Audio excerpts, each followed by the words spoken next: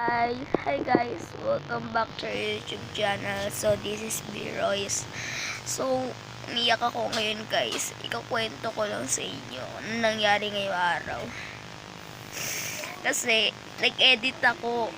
Ilalabas ko sana sa YouTube channel ko yung mukbang ako, nagmumukbang.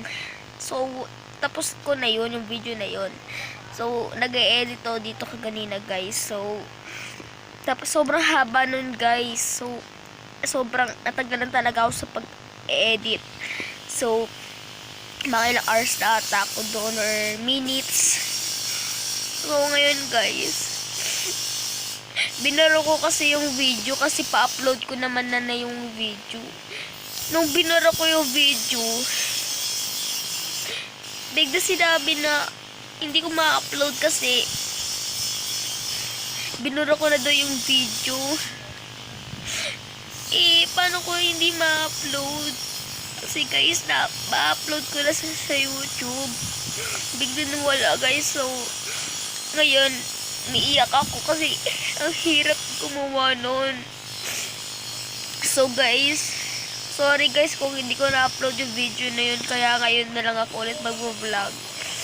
I-vlog ko na lang ito nangyari. So, sobrang lungkot ko guys kasi sobrang hirap na hirap ako sa pag-ayos doon. Sobrang dami ko ng mga sound effects, tapos mga chats, mga search, tapos ganun na lang basta guys. Kaya umiiyak ako ngayon kasi hindi ko na-upload yung video. So sorry guys, kaya ito na lang i-upload ko. Panoorin nyo na lang guys kung ano yung nangyari. So ngayon guys, isip ako kung paano gagawin ko. Naisipan ko na lang na sa susunod ko na lang yun gagawin ulit kasi hindi ko nagawa. So hindi ko na lang hahabaan din diretso kasi para hindi mahirap masyado. So sorry guys kung mag-like and follow, share, subscribe naman kayo, and click the notification bell para lagi kayo update sa next videos ko.